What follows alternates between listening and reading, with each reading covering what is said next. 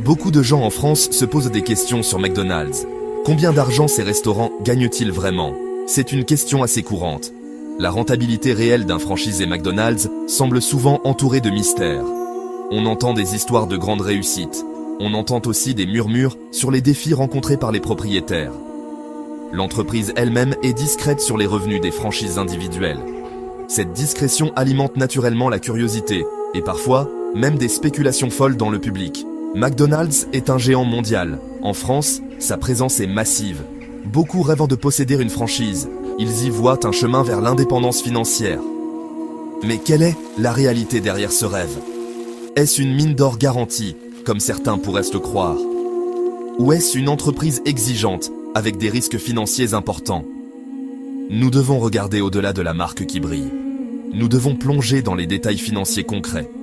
Cette exploration vise à fournir des révélations parfois surprenantes.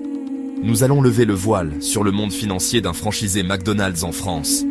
Nous prévoyons d'examiner l'investissement nécessaire. Nous examinerons les coûts réguliers. Nous discuterons également des revenus potentiels.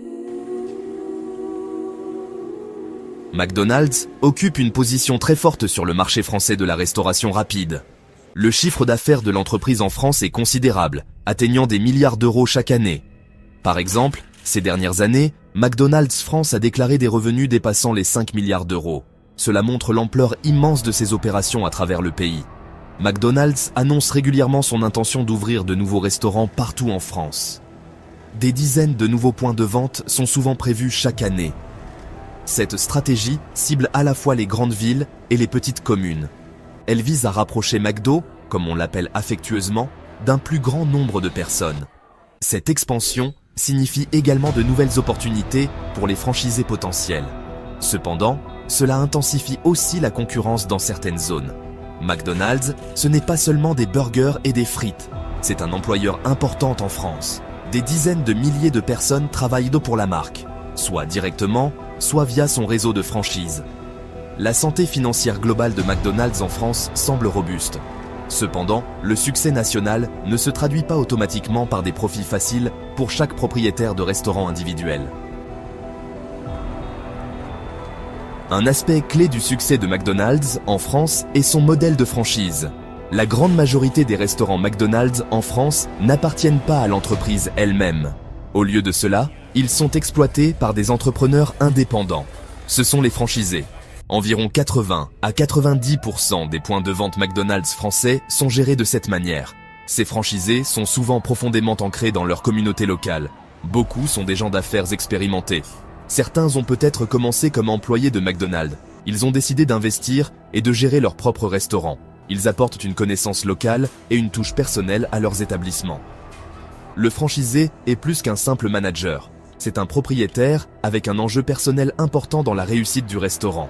La relation entre McDonald's et ses franchisés est symbiotique.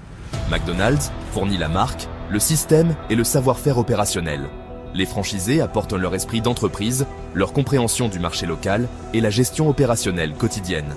Ce partenariat permet à McDonald's de se développer rapidement. Une fois qu'un restaurant McDonald's est opérationnel, le franchisé fait face à des obligations financières continues. Celles-ci sont importantes. Elles impactent directement la rentabilité du restaurant. La plus importante d'entre elles est la redevance, aussi appelée royalties.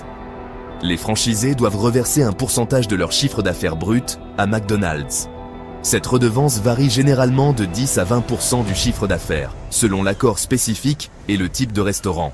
En plus des redevances, les franchisés paient une contribution marketing. Cette contribution est également calculée en pourcentage du chiffre d'affaires. Elle est généralement d'environ 4 à 5%.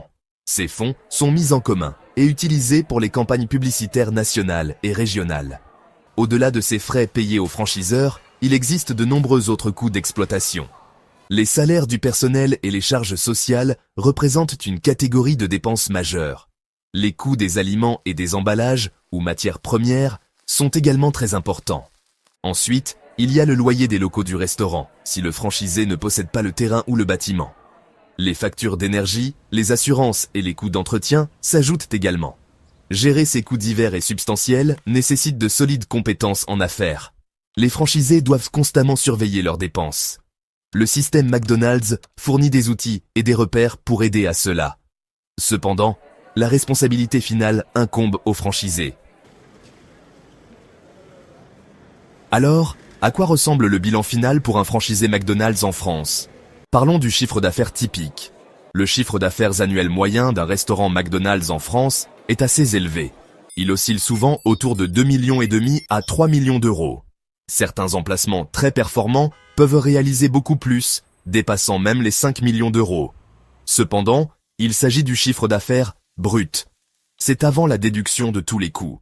Donc, un chiffre d'affaires élevé ne signifie pas automatiquement un profit élevé. Détaillons les coûts. Comme mentionné, les redevances et les frais de marketing peuvent représenter environ 15 à 25% du chiffre d'affaires. Les coûts des matières premières représentent généralement environ 30 à 35% du chiffre d'affaires. Les coûts de la main-d'œuvre, y compris les salaires et les cotisations sociales du personnel, peuvent représenter encore 25 à 30%. Le loyer, les charges, l'assurance et les autres dépenses d'exploitation peuvent représenter encore 10 à 15%. Après déduction de tous ces coûts, ce qui reste est le bénéfice net. Pour une franchise McDonald's typique en France, la marge bénéficiaire nette est souvent estimée entre 5 et 10% du chiffre d'affaires. Certains franchisés McDonald's en France obtiennent des résultats vraiment impressionnants. Leurs restaurants surpassent constamment la moyenne. Quels sont leurs secrets? Souvent, c'est une combinaison de facteurs. Une gestion opérationnelle exceptionnelle est la clé. Ces franchisés sont des maîtres de l'efficacité. Ils optimisent chaque aspect du restaurant, de la planification du personnel au contrôle des stocks. Cela aide à minimiser le gaspillage et à maîtriser les coûts de main-d'œuvre sans sacrifier la qualité du service. Le service client est un autre domaine essentiel pour les plus performants. Ils comprennent que des clients satisfaits sont des clients fidèles. Ils forment leurs équipes de manière intensive. Ils donnent à leurs employés les moyens de résoudre rapidement les problèmes. Une ambiance accueillante et un service toujours de qualité peuvent augmenter considérablement les ventes. Un marketing local efficace joue également un rôle. Bien que McDonald's s'occupe des campagnes nationales, les franchisés avisés mettent en œuvre leurs propres initiatives locales. Cela peut impliquer le parrainage d'équipes sportives locales. Cela peut signifier des promotions ciblées pour les écoles ou les entreprises voisines. Ils comprennent leur clientèle spécifique. Ils adaptent leurs efforts en conséquence. Les franchisés très performants sont souvent d'excellents leaders. Ils savent de comment motiver leurs équipes. Devenir franchisé McDonald's n'est pas un processus simple. L'entreprise est très sélective. Elle recherche des qualités spécifiques chez ses partenaires. Le processus de sélection est rigoureux et peut prendre plusieurs mois, parfois même plus d'1 an. Les candidats passent par plusieurs entretiens. Ils font l'objet de vérifications approfondies de leurs antécédents. Leur stabilité financière est soigneusement évaluée. McDonald's veut s'assurer que les franchisés potentiels ont le bon profil. Ils recherchent des personnes dotées d'un sens aigu des affaires et d'un potentiel de leadership. Les aspirants franchisés n'ont pas nécessairement besoin d'une expérience préalable dans le secteur de la restauration. Cependant, l'expérience en management est très appréciée. McDonald's recherche des personnes qui ont l'esprit d'entreprise. Ils doivent être prêts à être des opérateurs de terrain. Ils doivent démontrer une solide éthique de travail, un engagement à respecter les normes élevées de la marque en matière de qualité, service et propreté, QSP, est absolument essentiel. Une fois sélectionnés, les nouveaux franchisés suivent un programme de formation intensif. Ce programme est réputé pour sa rigueur. Il dure généralement environ 9 à 12 mois. Une grande partie de cette formation est pratique. Elle se déroule dans des restaurants McDonald's existants. Pour de nombreux franchisés McDonald's prospères, posséder un seul restaurant n'est qu'un début. La voie vers la possession de plusieurs unités est une ambition courante. McDonald's encourage souvent ses franchisés les plus performants à étendre leurs opérations. Posséder plusieurs restaurants peut augmenter considérablement le chiffre d'affaires global et le potentiel de profit. Cela permet aux entrepreneurs de mettre à profit leur expérience et leurs compétences en gestion à plus grande échelle. Les avantages de la possession de plusieurs unités sont convaincants. Des économies d'échelle peuvent être réalisées dans des domaines comme les achats et l'administration. Les structures de gestion peuvent être optimisées sur plusieurs sites. Un franchisé solide et expérimenté peut mettre en œuvre les meilleures pratiques de manière cohérente. Cela conduit souvent à une rentabilité globale plus élevée que la gestion d'un seul point de vente. Cela fournit également un flux de revenus plus diversifié. Si un emplacement rencontre des problèmes temporaires, les autres peuvent aider à stabiliser les revenus. Cependant, la gestion de plusieurs restaurants apporte également de nouveaux défis. La complexité des opérations augmente considérablement. Cela exige des compétences en leadership et en organisation encore plus solides. Les franchisés doivent déléguer davantage de responsabilités. Ils doivent constituer des équipes de gestion fiables pour chaque emplacement. Le risque financier est également plus élevé.